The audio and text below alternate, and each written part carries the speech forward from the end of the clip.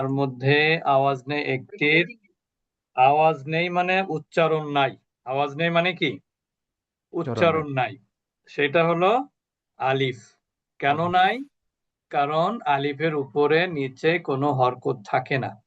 আমি একটা জিনিস আপনাদের দেখালে আরো জিনিসটা ক্লিয়ার হবে। যেমন আমরা যদি এটাকে আমরা কিভাবে পড়বো, এই যে বা, আলিফ জবর বা। বা, মাত করি, ঠিক না? এটা তো এই যে যে মাত করলাম, এখানে কি আলিফের কোনো উচ্চারণ হয়েছে? বলেন তো। এখানে কিন্তু আলিফের কোনো উচ্চারণই হয়নি। আলিফের কিন্তু কোনো উচ্চারণ হয়নি। হয়নি। আপনি বায়ের উচ্চারণ করেছেন, তার মানে আলিফের উচ্চারণ হয়নি। কি কারণে? আলিফে কোনো কি নাই, কোনো হরকত নাই। আলিফে কোনো হরকত নাই, এই জন্য উচ্চারণ হয়নি। সবাই বুঝেছেন কথাটা? হুম। আলিফ কেন উচ্চারণ নাই?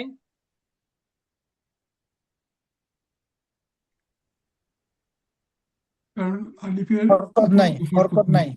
হরকত নাই, জবরদের পেশ নাই, ঠিক না? যেমন দেখেন, এটা কি অক্ষর? এটা বাংলা ব। ব। ব। এখন বলেন, ব কি কোনো অর্থবোধক? ব এর কোনো অর্থ আছে? না, এটা কোনো না। কোনো অর্থ নাই। কিন্তু আপনি যদি বলেন বা, তাহলে একটা অর্থ হবে, হবে না? জি। তাহলে আমরা যে বলি যে শব্দ কাকে বলে, বাংলায় বলি শব্দ হলো যার কি আছে, অর্থ আছে, মিনিংফুল। তাই না? শব্দ বলি যার অর্থ আছে সেটাই শব্দ, যার অর্থ নাই সেটা কিন্তু শব্দ না। যেমন ইংরেজিতে আমরা যেটা বলি ওয়ার্ড আর কি। এইখানে কিন্তু বা, আলিফ জবর বা, এটার কিন্তু বা এর অর্থ আছে, কিন্তু আলিফের কিন্তু এখানে কোনো অর্থ নাই। বুঝতে পেরেছেন? আরেকটা জিনিস আমি যেটা বলি, দেখেন এখানে আলিফ, আলিফটা আপনি কি পড়বেন? আপনি যখন জবর দিবেন তখন কি হলো? আ হয়ে গেল। হামজা হইল। আ এর কিন্তু অর্থ আছে। আ, এটা একটা প্রশ্নবোধক। যেমন আপনারা সূরা ফিল পড়েন, আলাম তারা, আলাম তারা কাইফা ফাআলা, পড়েন না? জি। আলাম, এই আ মানে হলো কি? আ মানে হলো কি? যেমন কি? আমরা ইংরেজিতে কি দিয়ে প্রশ্ন করি, কখনো হয়তো বা হোয়াট? আমরা ডিড বা ডু দিয়ে প্রশ্ন করি, কখনো আপনারা কি করেন, হট দিয়ে প্রশ্ন করেন। তো এরকম এখানে আ দিয়েও আমরা প্রশ্ন করতে পারি।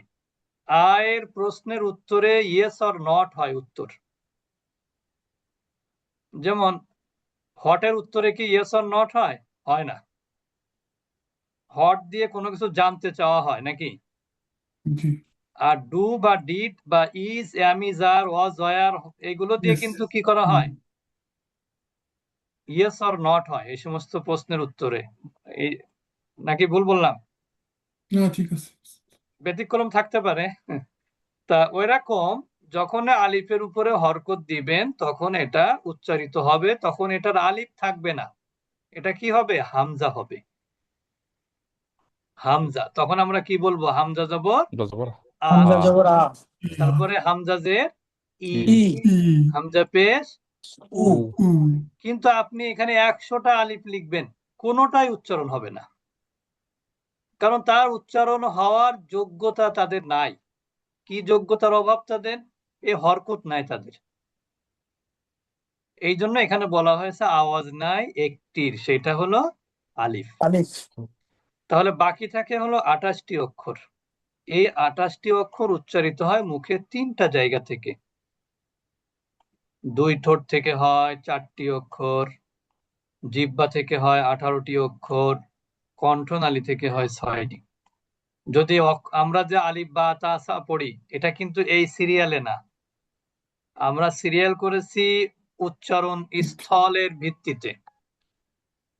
এর আগে আমরা যেহেতু, আমাদের খালিদ ভাই নতুন আছেন, আমরা মাখরাজ শব্দের অর্থ কি আমরা তো পড়তেছি কিন্তু মাখরাজ। এখানে কিন্তু কি আছে? শিরোনাম কিন্তু মাখরাজ। মাখরাজ অর্থ হলো বের হওয়ার স্থান, বের হওয়ার স্থান। যেমন আমরা ছোটবেলায় পড়েছি যে অ্যাডভার্ব দুই প্রকার না, adverb of place, adverb of time.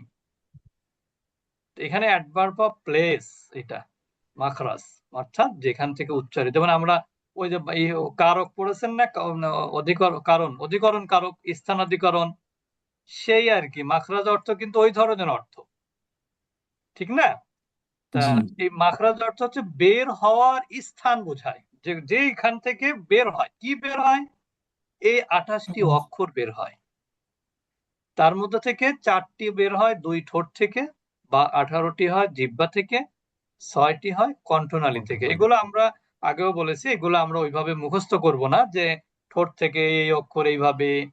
আমরা বরং যে অক্ষরগুলো এমনিতেই আমরা পারি, মাখরাজ জানার প্রয়োজন হয় না, সেইগুলো আমরা কিন্তু এমনিতেই পড়বো, যেটা আমরা আগে ক্লাসেও দেখিয়েছিলাম।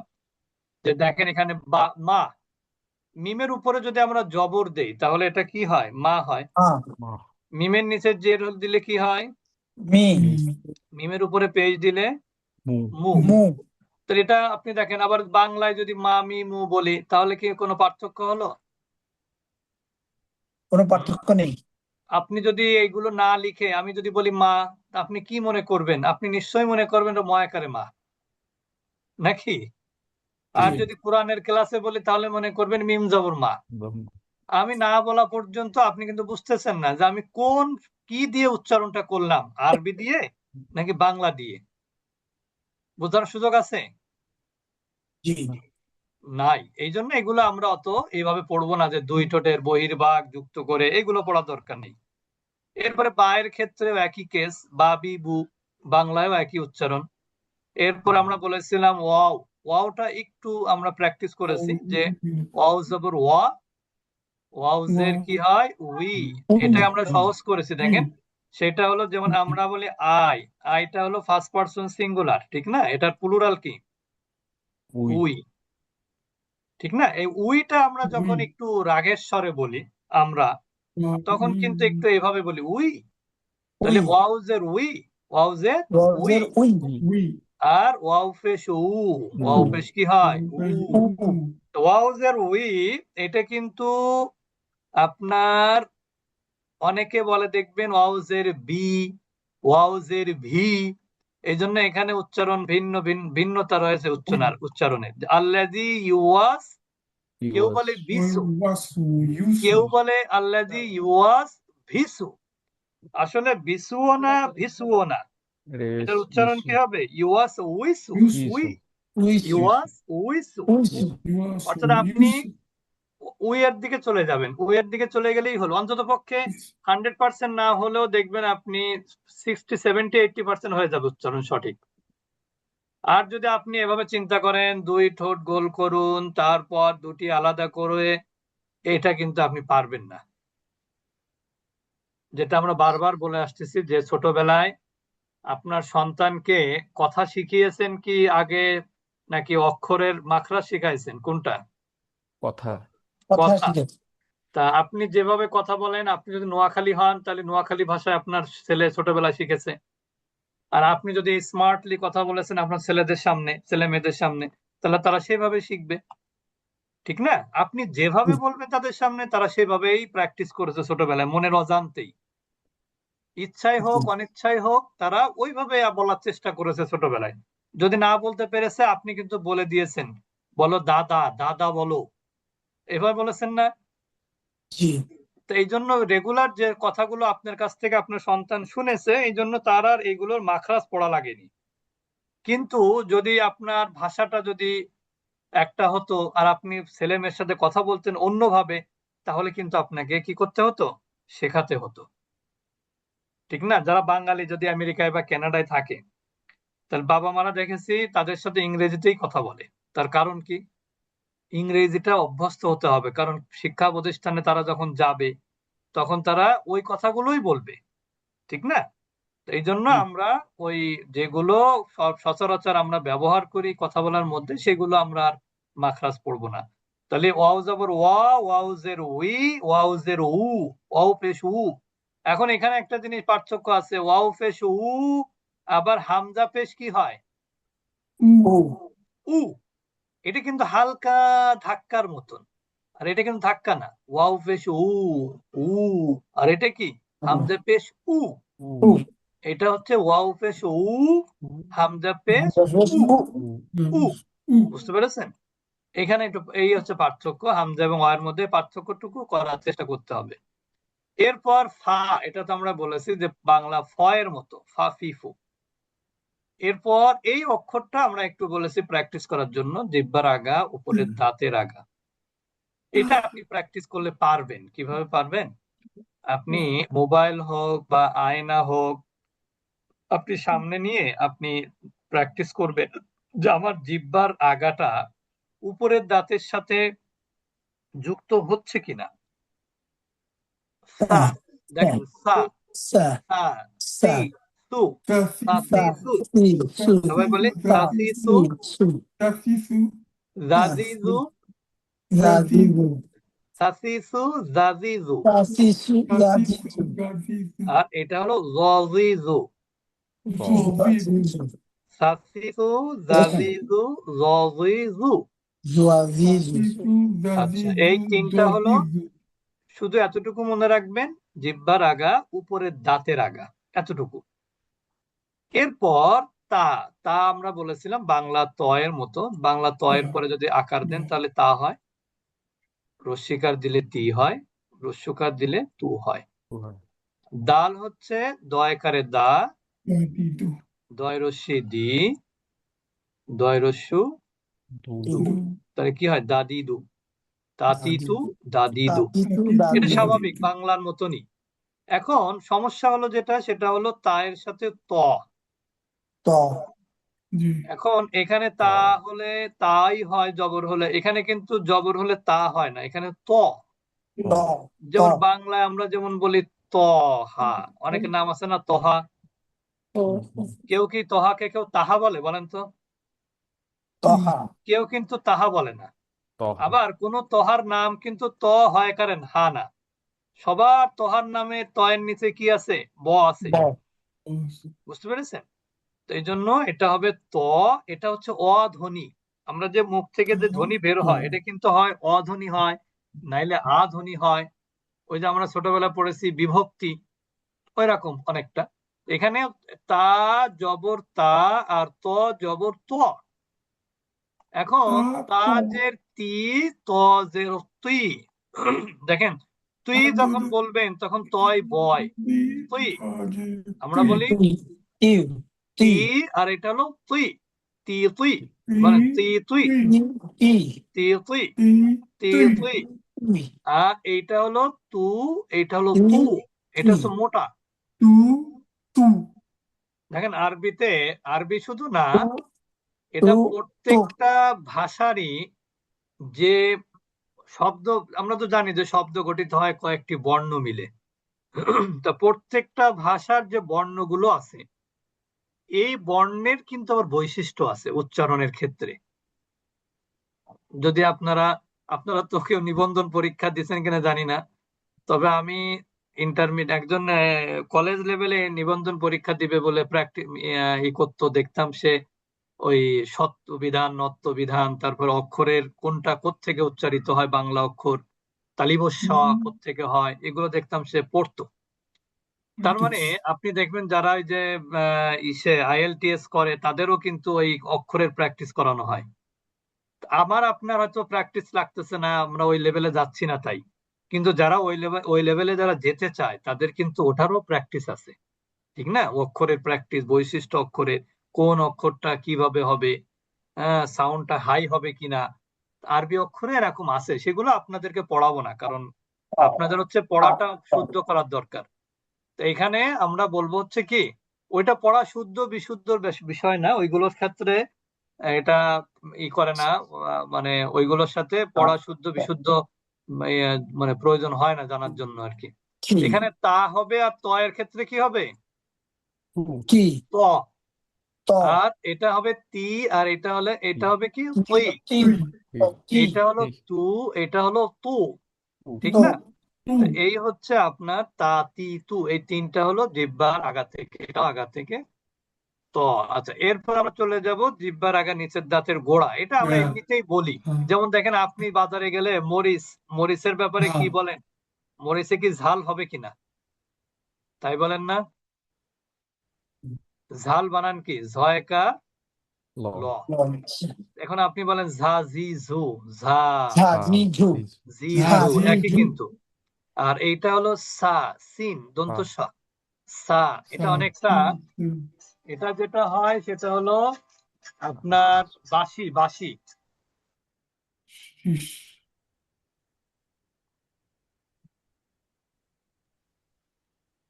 কথা বলেন। তাহলে এখানে সা জি সা সা সি সি সি সু সু সু, সা সা সা সা সি সা সু সা শিশু সা। সা সা আমরা সি মুখ দিয়ে সু বাঁশি বাজাই না অনেকে? সা আমরা সি কিন্তু সু মুখ দিয়ে বাঁশি বাজাই। বিশেষ করে দেখবেন যে আমরা অনেক সময় মুরগিকে খাবার দেওয়ার জন্য তারা কিন্তু একরকম মুখ দিয়ে একরকম বাঁশি বাজায়। আবার দেখবেন যে চড়ুই পাখি যেভাবে শব্দ করে, চি চি চি চি, ঠিক না? ঝিঝি পোকা যেভাবে শব্দ করে, আমাদের কিন্তু অনেক ক্ষেত্রে আমরা ওইরকম শব্দ করি। তাই এই তিনটা অক্ষর, একটা হচ্ছে ঝা, একটা হলো সা, আর একটা হলো স।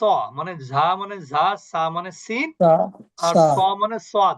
ত এই তিনটা জিহ্বার আগা নিচের দাঁতের গোড়া। এটা মনে রাখতে না পারলেও সমস্যা নাই, আমরা এইভাবে বলবো জাজিজু, সা জি সা জু সি সু সা সি সু সাসিসু, সা সি সা সু সি সু আরেকটা সা হলো জি জু সসুইসু, সোয়া সি সু সা সি সু সসুইসু, টোয়াতি টু টোয়াতি টু সসুই। এটা অনেকটা সোয়া বাংলা সি সু চয়ের মতন। যেমন আমরা বলি না চিও মানে কি? চিবানো না? হ্যাঁ, ওটা আর কি, যে সসুই সুই, সসুইসু, সা সসুইসু। সি সু এটা সোয়া স সি বলা সু যাবে না, স বলা যাবে না, চ বলতে হবে অনেকটা, নাইলে শ চ থেকে একটু আপগ্রেশন হবে, আপনার স এর কাছাকাছির দিকে স যাবে, কিন্তু একবারে স হবে না। তাহলে কি হবে? স স সুই সি সু, স সু সোয়া সি শব্দ স সা সি সু সুই সা সু। সি সু হুম। এরপর সোয়া সি হচ্ছে, সি এটা বাংলা সোয়া একবারে সি সহ, সি বাংলা ল, সোয়া লালিলু। সি এটা সোয়া হচ্ছে সি কি? লালিলু। আর এটা লালিলু নানিনু, দন্তন্য। লানিনু লানি আর লানি এইটা লানি হচ্ছে, আমরা অনেকে র এর উপরে জবর ররিলু হলে আমরা রা বলি, আসলে রা না, র কি হবে? র। র এখানে অধ্বনি হবে, এখানেও অধ্বনি হবে। বুঝতে পেরেছেন? জবর র এখানে অধ্বনি হবে, আমরা কখনো রা বলবো না। র, রি, জবর রু, র র, রি রি, র রু রু, রি রু ররি রু, ররি রু, ররি রু ররি ররি রু, রু ররি রু, ররি রু, ররি রু ররি রু ররি রু, ররি রু। ররি রু ররি বুঝতে রু পেরেছেন? বাংলা র এর মতো। বাংলা দেখেন, আপনি যদি মানে সরাসরি আরবি অক্ষরের উচ্চারণ বাংলায় করতে চান, লিখতে চান, তাহলে আপনাকে কিন্তু এভাবে লিখতে হবে। যেমন আগে আগে লেখা হতো কি? রাসূল বানান কি লেখা হতো? রয়কার দন্ত শয় দীর্ঘ ল, রাসূল লেখা হতো কিন্তু আগে। এখন যে সমস্ত আর্টিকেল আরবি বেসড, অর্থাৎ আরবি বইয়ের আলোকে লেখা, যে সমস্ত বইগুলো অধিকাংশ আরবিতে, বাংলা নাই, সেগুলোর ক্ষেত্রে যদি আর্টিকেল কেউ লেখে, সেই ক্ষেত্রে তারা আর এখন র আকারে রা লেখে না, তারা কি লেখে? র দন্তস্বয় দীর্ঘ ল, রসুল বলে। আসলে রাসূল যেমন আমরা এখন বিসমিল্লাহির রাহমানির রাহিম লিখি, আসলে উচ্চারণ কিন্তু তা না, বিসমিল্লাহির রহমানির রহিম। এখন কিন্তু অনেকে রহমান লেখে, আগে লিখতো না। রহিম লেখে, আগে লিখতো না। আগে রাহমান লিখতো, রাহিম লিখতো। আর এখন কি লেখে? রহমান মানুর রহিম। রহিম যেমন আপনি যদি ইসলামী ফাউন্ডেশনে যান, সেখানে যদি তাদের কোনো বই পড়েন যেটা আরবি বেস আর কি, সব বই তো আর আরবি বেস হয় না। যেমন ইসলামিক অর্থনীতি, ইসলামিক ইকোনমিক্স, এখানে তো আরবি বেস কম। আরবি আছে, কিন্তু এখন যদি বলে বুখারী, ইমাম বুখারীর জীবনী লেখেন আর্টিকেল হিসেবে, তার হাদিস সংকলনের ইতিহাস লেখেন, তখন কিন্তু দেখা যাবে কি এর মৌলিক যে বইগুলো, সেগুলো সব আরবিতে। তখন আপনি আরবি যখন কোনো শব্দ লিখবেন, তখন কিন্তু আরবি উচ্চারণের মতন করেই লিখতে হয় এখনকার নিয়মে, ইসলামী ফাউন্ডেশনে। সেখানে কিন্তু আর কোথাও র এর পরে কি দেয় না? আকার দেয় না। আকার দেয় না এখন সব জায়গায় র হয়ে গেছে, হয়তোবা বাংলা একাডেমিতে থাকতে পারে, তো সবগুলো এখন চেঞ্জ হচ্ছে অল্প আস্তে আস্তে। এই জন্য র সবসময় র বলবো আমরা, কখনো বিসমিল্লাহির রাহমানির রাহিম কেউ শুনেছেন? শোনেননি। অর্থাৎ আপনাকে বিসমিল্লাহির রহমানির রহিম, রহিম, তাহলে জবর দিলে কিন্তু আমরা রয় উচ্চারণ করলাম, আর জের দিলে কি হলো? রি, রি আর পেশ দিলে রু, রু ররি রু। ররি রু এটা হচ্ছে জিম। জিমটা অনেক সময় অনেকটা বাংলা বর্গ জয়ের মতন শক্ত। যা, জা জি, জি জু জু। এখন কেউ যদি হালকা করে বলে জাজি জু, তাহলে কিন্তু হলো না, শক্ত ভাবে বলতে হবে। যা বললে কোনটা বলেন তো? জাল জবর যা হয়ে যাবে। কেউ যদি এটাকে বানান করে অন্তর জ, তাহলে কোনটা ধরবে? এইটা ধরবে, জাল ধরবে। আর যদি কেউ বলে বর্গ জয়াকারে যা, তখন কিন্তু ঠিকই জিম ধরবে, ঠিক না? যেমন আমরা অনেক সময় বলি যে আমি তো ঈশান নামাজ জামাতে আদায় করেছি, এই জামাতে বানান কি কেউ অন্তর্জা লেখে? না, জানি না লেখে কিনা। ম্যাক্সিমাম জামাতে বর্গজয় লেখা হয়, ঠিক না? যে জামাতে আদায় করেছি, আমরা ঈদের নামাজ, ঈদের সালাত জামাতে আদায় করেছি, সেখানে কিন্তু বর্গজয়ই হয়। তো এটা হচ্ছে যেমন আমরা বলি জুমা, আমরা কিন্তু কেউ বলি না জুমার নামাজ, জুমা, জুমা না, কি হবে? জুমা জুমা। এই জুমা বানানের মধ্যে জিম আছে কিন্তু, জিম, মিম, আইন, এটা হচ্ছে জুমা, জুমা। এই জন্য এটা শক্তভাবে উচ্চারণ করতে হবে, যা জি জু, সবাই বলি যা জি জা জু, জি জু যা জি জু, যা জি জু। জা জি জু যা জা জি জি জু। জু জা জি এরপরে জু দেখেন তালিব স, সা শিশু, শা শিশু এরপরে ইয়া ই ইউ, ইয়া ইয়া ই ই ইয়া ই ইউ ইউ, ইয়া ইউ, ই ইউ মানে ইউ তুমি যেটা, ওই ধরনের উচ্চারণ। ইয়া ই ইউ, যা জি জু, সা শিশু, ইয়া ই যা জি জু, ইউ। শা শি শু, ইয়া ই ইউ। আচ্ছা, এই তো মাশাআল্লাহ। এগুলো যেহেতু আমাদের এগুলো আগে শেষ হয়ে গেছে, জন্য দ্রুত চলে যাচ্ছে আর কি। আপনারা অন্য প্র্যাকটিসে পাবেন ইনশাআল্লাহ, আমরা যখন সামনে যাব। এখন এটা নিয়ে অনেকের মধ্যে অনেক মারামারি কাটাকাটি এগুলো কিন্তু হয়েছে, যে জল্লিন বলবো, ওলা জল্লিন না ওলা দল্লিন, কোনটা বলবো? তা আমি যেটা মনে করি সেটা হলো সহজ, যা তাদের জন্য সহজ করার জন্য আমি মনে করি দয়ের উচ্চারণটা সঠিক, এবং এখানে দয়ে আকার দেয়া যাবে না। উচ্চারণটা কিভাবে হবে? যেমন আপনি যদি কারোর নাম হয় দবির উদ্দিন, আছে না দবির উদ্দিন মানুষের নাম না? হ্যাঁ, জি আমাদের আছে এলাকায় একজন ছিল দবির উদ্দিন।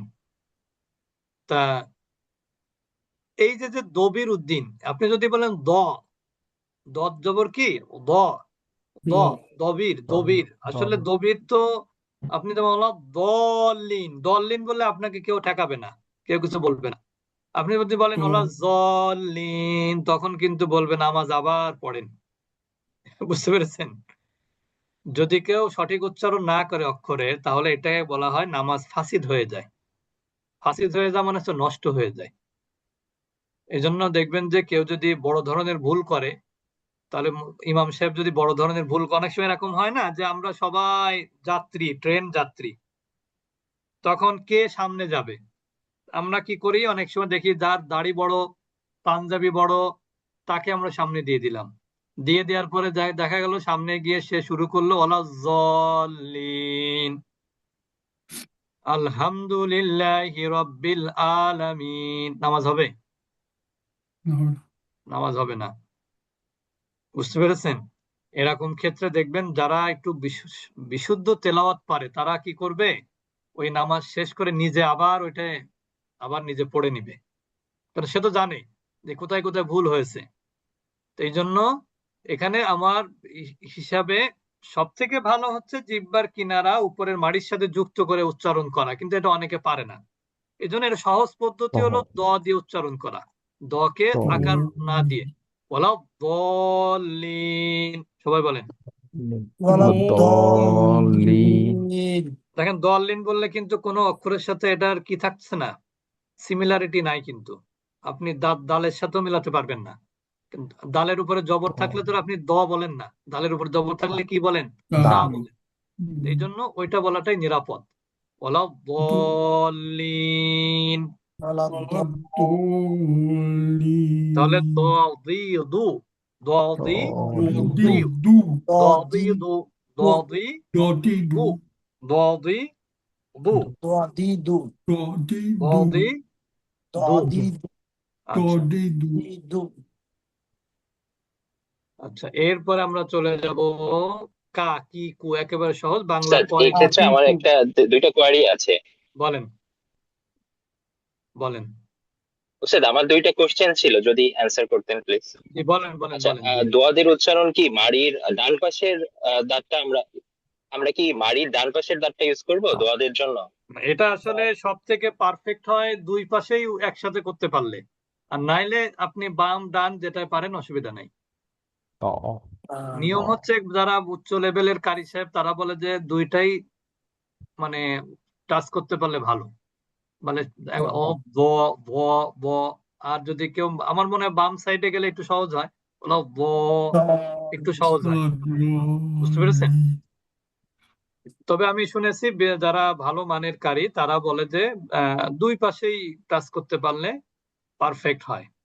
তা আমাদের আপনাদের যে অবস্থা তাতে আমাদের ওইদিকে যদি সম্ভব হয় আমরা করব, না হলে আমি যেটা বললাম আপনি দ দিয়ে উচ্চারণ করলে সমস্যা নাই। মানে একবারে যেটাকে আমরা বলি লাহানে জলি বলি যেটাকে, ওইটা হবে না আর কি। লাহানে জলি হলে নামাজ ভঙ্গ হয়ে যায়। আচ্ছা, এরপরে আপনার আর কোনো প্রশ্ন আছে? জি কি উত্তর পেয়ে গেছেন নাকি আরো আছে কথা? হ্যালো, ভাইয়ের নাম তো এখানে আসে না, ওই জন্য নাম ধরে ডাকতে পারছি না। আচ্ছা, তারপরে আমরা চলে যাচ্ছি কাফ। কাফটা হচ্ছে কাকিকু, বাংলা কয়ের মতনই করেই। আকিকু হ্যাঁ, এটা আকিকু এখানে এখানে কোনো ই নাই। এবার কফ। কফটা হচ্ছে জিহ্বার গোড়া থেকে তার বরাবর উপরের তালু, কিন্তু এটা আমরা প্র্যাকটিস করলে হয়ে যাবে। আসলে এগুলো মনে রাখতে পারবো না আমরা অনেকেই। আমরা এইভাবে প্র্যাকটিস করতে পারি যে অকিকু, সবাই বলি আকিকু অকিকু অকিকু আকিকু অকিকু আকিকু অকিকু। আকিকু হ্যাঁ, অকিকু আকিকু অকিকু। হ্যাঁ, তো এখানে আমি আরেকটু জিনিস বলে রাখি, সেটা হচ্ছে আমি কিন্তু জেনারেলতে পড়াচ্ছি, এই জন্য আমি কিন্তু খুব গভীরে যাচ্ছি না। যতটুকু হলে আপনার পড়াটা শুদ্ধ হবে বলে মনে করি ততটুকু আর কি। অকিকু। আকিকু আপনি এটা মুখস্থ করে আপনি কিন্তু মিলাতে পারবেন না যে জিহ্বার গোড়া তার বরাবর উপরের তালু। আপনি কি বুঝতে পারবেন জিহ্বার গোড়া হলো কিনা? এটা কিন্তু বুঝতে পারবেন না। আপনি যদি এখন সুন্দর উচ্চারণ করেন, আপনার সন্তান যে একবারে 2.5 বছর বয়স, তাকেও যদি এভাবে বলেন বলো ক ক, সে কিন্তু ঠিকই পারবে কয়েকদিন করতে করতে। তার কিন্তু মাখরাজ জানার প্রয়োজন হয়নি। আপনারটা শুনে শুনে সে কিন্তু কি করেছে, প্র্যাকটিস করেছে, তাতেই তার হয়ে গেছে। সৌদি আরবে কি হয়, যারা আরবি ভাষাভাষী তাদের ক্ষেত্রে কিন্তু এমনই হয়। তাদের জন্য তো মাখরাজ লাগে না, তারা জীবনে কোনো মাখরাজ পড়েও না। আমরা পড়ি হচ্ছে আমাদের বহুল ব্যবহৃত ভাষা না এটা, ওই জন্য। এই জন্য আমরা প্র্যাকটিস করলে বরং বেশি ভালো। আমরা সবাই বলি, মিউট করে বলি অথবা আনমিউট করে বলি ককিকু আকিকু ককিকু ককিকু ককিকু ককিকু ককিকু ককিকু ককিকু। মাশাআল্লাহ। আচ্ছা, এরপরে আমরা চলে যাচ্ছি, আমরা কিন্তু জিহ্বার অক্ষর শেষ করে ফেলেছি। এখন আমরা চলে যাব কণ্ঠনালী, অর্থাৎ গলা থেকে যে অক্ষরগুলো হয় তার মধ্যে এটা হচ্ছে হামজা জবর আ। ওই যে আমরা একটু প্রথমে শুরুতে যেটা বললাম আ ই উ।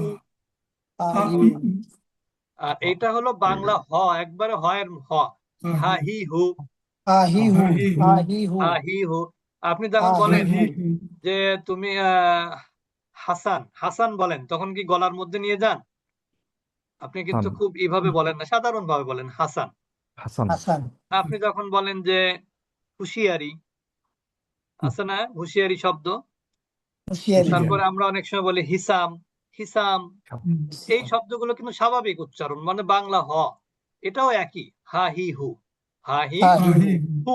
আহিহু এবার আমরা আসবো, এই দুইটা অক্ষর হচ্ছে আমাদের নামাজ ভঙ্গের বা নামাজ শুদ্ধ হওয়ার জন্য অন্তরায়। সেটা হলো একটা হচ্ছে আইন আর একটা হলো হা। এইটা আমরা একটু প্র্যাকটিস করব। আমরা সবাই বলবো আ ই উ। এটা কন্ট্রোনালির মধ্যভাগ থেকে উচ্চারিত হয়। আ ই উ, আ ই উ, আ ই উ,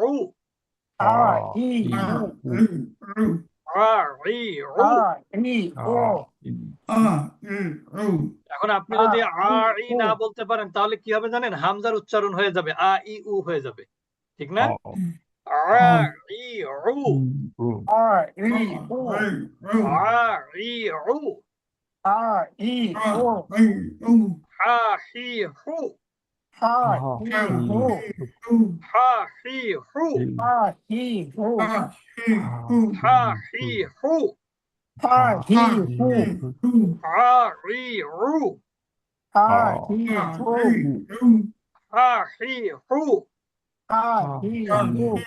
এগুলো একটু প্র্যাকটিস করতে হবে, বাসায়ও প্র্যাকটিস করতে হবে, আমরা ক্লাসেও ইনশাল্লাহ প্র্যাকটিস করব।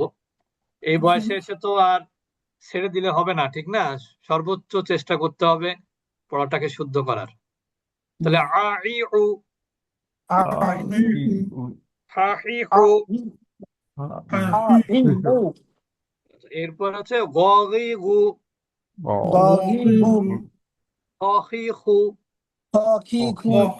এটা বাংলা গ আছে না, ক খ গ। তো গ তো আমরা একটু ওইভাবে বলি না, আমরা এটা হচ্ছে একটু ভেতর থেকে বাধা বাধা হয়ে আসবে। ঘ ঘ রি হু, খ রি হু, ক রি হু, খ রি হু। একটা হচ্ছে বাংলা খ আর একটা হলো বাংলায় গ। তো এই হচ্ছে আমাদের 28টি অক্ষরের মাখরাজ। আমরা এখানে হয়তোবা সবাই হয়তোবা ওইভাবে আয়ত্ত করতে পারবেন না, এটাই স্বাভাবিক। আমরা চেষ্টা করব পরবর্তীতে যখন আমরা মাদ বা অন্যান্য বিষয়গুলো পড়বো সেখানে তো এই শব্দগুলো আসবে, ঠিক না? এই অক্ষর দ্বারা গঠিত শব্দগুলো আসবে, তখন আমরা এই অক্ষরগুলো ওখানেও প্র্যাকটিস করব, তাতে আস্তে আস্তে হবে ইনশাল্লাহ। হতাশ হওয়ার কিছু নাই। আল্লাহর কাছে সাহায্য চাইতে হবে, যেটা সবসময় বলি। আল্লাহর কাছে সাহায্য ছাড়া আপনি যতই ভালো কাজের চিন্তা করেন, আপনি ভালো কাজ করতে পারবেন না। আল্লাহ যদি সাহায্য করেন তাহলেই পারবেন। আল্লাহর সাহায্য সব জায়গায় প্রয়োজন। আপনি চেষ্টা করবেন, আল্লাহর কাছে দোয়া করবেন যে আমি এই বয়সে আমি চেষ্টা করছি, তুমি আমাকে সাহায্য করো। আল্লাহর সাহায্য করলে আল্লাহর তো কোনো লস নেই, ঠিক না? আল্লাহর বরং কি হবে? বান্দার লাভ। আল্লাহর আপনি পড়লেও কোনো আল্লাহর লাভ নেই, আপনি না পড়লেও আল্লাহর কোনো লস নাই। তাহলে লাভ লস কার কাছে? কার? সবই আমাদের। আমরা এখন চলে যাবো একটু সূরা ফাতিহাটা পড়বো। আমরা আগামী ক্লাসে সবাই খুব